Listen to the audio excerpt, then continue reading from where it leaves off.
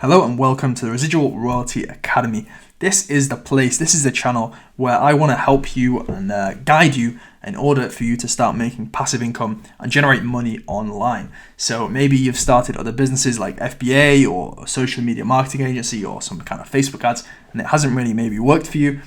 Maybe this is something for you to consider, KDP, low content publishing. So this is what my channel is all about, and in this video I hope to give you some inspiration of what's possible. So I'm going to show you my January royalties for this year. We're going to compare it to last year, and we're going to also see what my expenses were, and we'll get a net profit figure at the end of it. So stick around, make sure you subscribe, and let's get into it. So before we actually look on KDP, which is going to be the main source of the royalties, I just took these screenshots here. This one is from my ACX dashboard. ACX stands for Audiobook Creation Exchange, which is where you obviously upload your audiobooks and then they go onto Audible after a couple of months of review. Normally it does take a while. And you can see here, from my high content books, so these are like 30,000 word books that I had ghost written on Upwork and on other agency websites as well. I've got plenty of more videos that kind of talk about these things. But yeah, as I say, these are not low content books. These are 30,000 word long, real, actual non-fiction books that are on Amazon, and obviously they're also on Audible.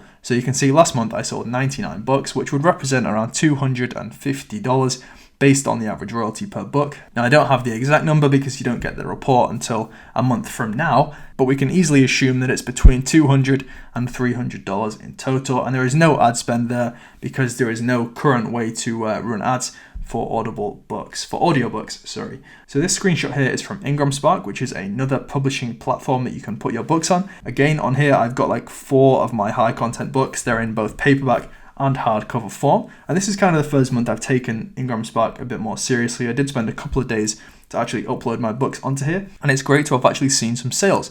So we've got 30 units sold with a net compensation or royalty basically of $103, which is absolutely awesome. So in total from these, we're looking at around $350, maybe $400 in total. It's great to have as many income streams as you can. And obviously down here, this is where we're going to look at the expenses. But first, let's actually go and look at January of last year. So you can see my royalties last year were $1,100 or thereabouts. And you can see we were doing around $30 a day. And if you look at the earnings by book or by author, I didn't really have any standout pen names or any standout books that were doing kind of big numbers or kind of leading the way as much as I do now anyway. So with that in mind, let's flick to January of this year. Let's do it on here first.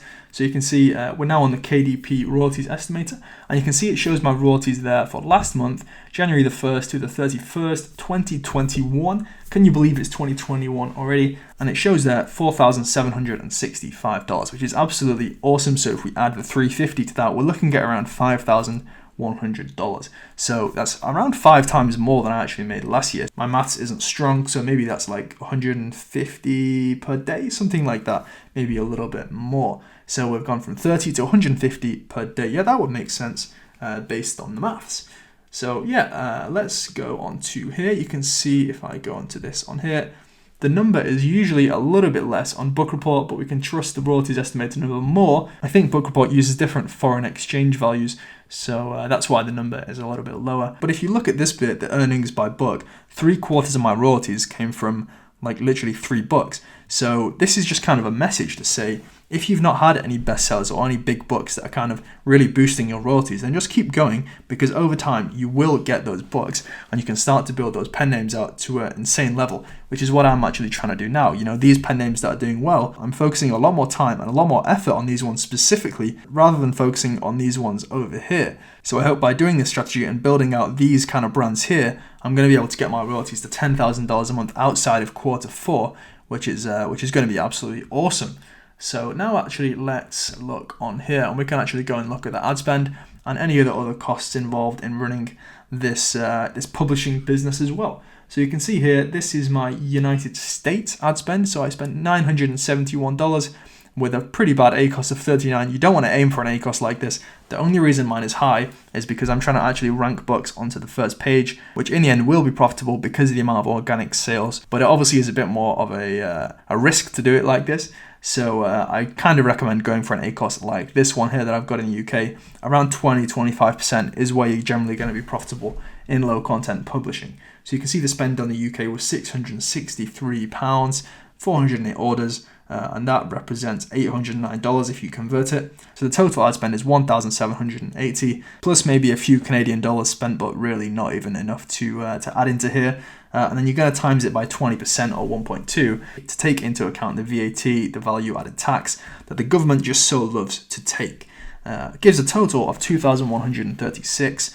Creative Fabrica is costing me $10 a month, and off the top of my head, I can't think of any other subscriptions that I'm paying for right now. My VA is currently not working for me, so I'm actually currently working on hiring 2 more VAs, which again is part of my strategy to take my royalties to over $10,000 a month outside of Q4. If you don't know what a VA is, so it's somebody that you hire full-time or part-time to create books for you. And so the total spend for last month, January 2021, is around $2,146. So if you take the total royalty income, which is around $5,100, that puts the net to around $3,000, which is really, really awesome considering it is January. Like I say, January is normally a really slow month with not a lot going on. So to see these numbers is really, really cool. So I do hope you've enjoyed the video. Oh, and I do actually have this thing to show you as well. So this is some of the progress from members of our Facebook group. So make sure you come and join this if you haven't already.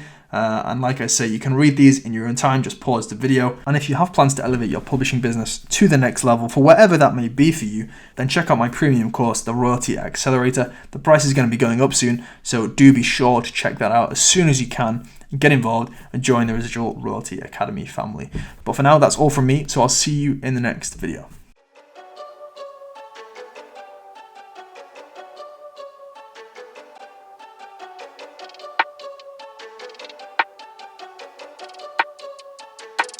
They wanna count me out before I'm even up.